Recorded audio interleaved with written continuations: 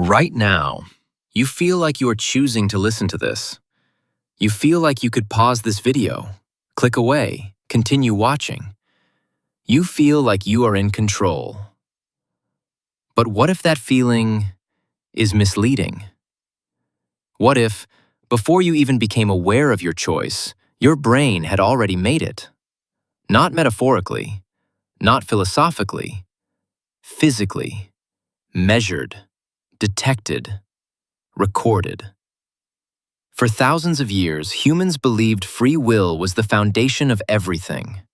Morality, justice, reward, punishment, love, regret, responsibility. Free will is what makes you feel like you. But modern neuroscience has begun uncovering something unsettling. Your decisions may begin before you know you've made them, which raises a terrifying possibility. Maybe you are not the author of your thoughts. Maybe you are the observer. And if that's true, who or what are you? Let's slow down. Close your eyes for a moment, if you can. Notice the voice in your head. Notice your thoughts forming. Notice that sense of, I am here. That inner narrator feels solid, continuous, real. You've had that feeling your entire life. But when neuroscientists scan the brain, they don't find a single self. There is no command center, no glowing core, no tiny version of you pulling levers. Instead, the brain is a network, roughly 86 billion neurons communicating through electrical pulses and chemical signals. Different regions handle different functions: vision, emotion, memory, language, impulse control. And somehow, from this decentralized activity emerges the illusion, or reality, of a unified self. The strangest part? Your brain constructs your experience in real time. What you see, hear, feel, it's not raw reality. It's a simulation, a controlled hallucination that matches sensory input. You don't experience the world directly. You experience your brain's best guess of it. So if your experience of reality is constructed, could your experience of choosing also be constructed? Now let's examine something simple. When you decide to move your hand, you feel like the decision comes first, then the action follows. But brain research suggests the opposite order may occur. In multiple studies using fMRI and EEG scans, scientists discovered something extraordinary. Patterns of brain activity predicting a person's decision appear seconds before they report consciously deciding. Not milliseconds, seconds. In some experiments, researchers could predict which button a participant would press up to 7 seconds before the participant became aware of choosing. 7 seconds. That's not a glitch. That's a window into something profound. It suggests that unconscious brain processes begin shaping decisions long before they enter awareness. So when you feel like you decided, it may be that the decision was already unfolding, and your consciousness simply caught up. In the 1980s, neuroscientist Benjamin Libet performed what became one of the most controversial experiments in cognitive science. Participants were asked to perform a simple action, flexing their wrist, whenever they felt like it. They watched a fast-moving clock and reported the exact moment they became aware of the intention to move.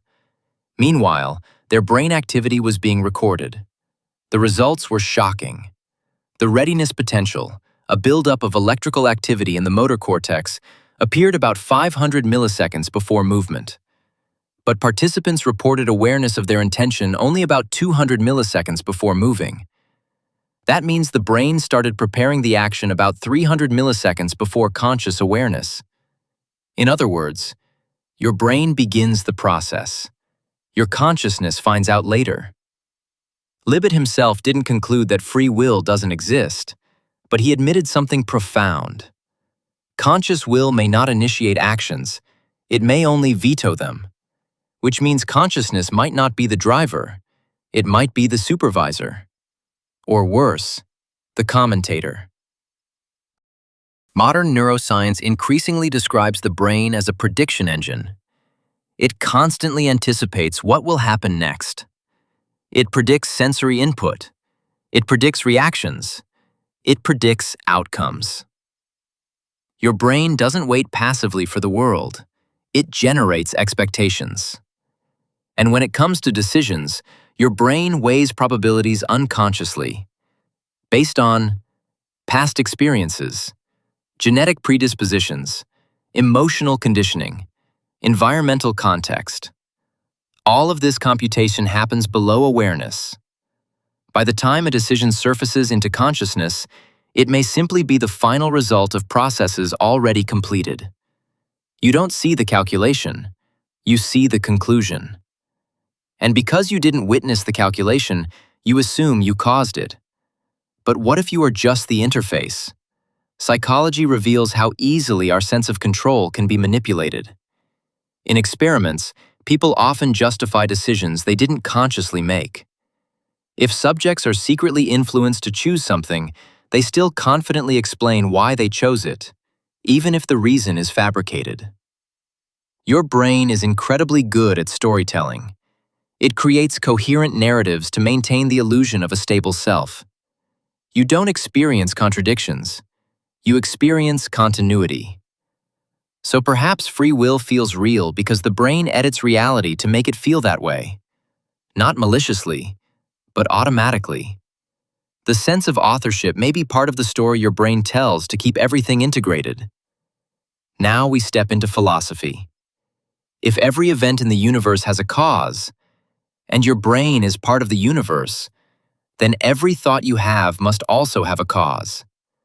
Your decision to study hard, your decision to argue, your decision to forgive.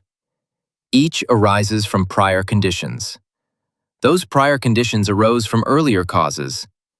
Stretch that chain back far enough, and it goes beyond your birth, beyond your parents, back to the formation of Earth, back to the Big Bang. If that's true, where exactly does free enter the picture? Are you freely choosing? Or are you the current expression of an unbroken causal chain stretching across 13.8 billion years? But here's where things get interesting. Some philosophers argue that this entire debate misunderstands free will. They claim freedom doesn't mean being uncaused. It means acting according to your internal states, your desires, beliefs, reasoning. Even if those internal states have causes, they are still yours. You deliberate, you reflect, you weigh options. That process is real, even if it's grounded in biology. Maybe free will isn't magic. Maybe it's complexity. Maybe freedom emerges when a system becomes capable of self-reflection. Maybe you are both determined and free in a meaningful sense. Here's the truth. Neuroscience hasn't solved consciousness. It hasn't located the self. It hasn't explained why subjective experience exists at all. We can measure brainwaves. We can track neural circuits. But we still don't know why there is something it feels like to be you. That gap between brain activity and experience is called the hard problem of consciousness. And until that problem is solved, the question of free will remains open. Maybe your brain begins decisions before awareness, but maybe awareness still plays a role we don't fully understand. Maybe free will is not an illusion. Maybe it's simply misunderstood. Right now, thoughts are appearing in your mind. You didn't design them. They just arise. You can't predict your next thought before it comes. Yet when it appears, you claim it. You say, "That was my thought." But was it? Or did it simply happen? And you witnessed it? If free will is real, it may not be absolute. If it's an illusion, it may be the most convincing one ever created. Either way, one thing is certain. The mystery of consciousness is deeper than we ever imagined.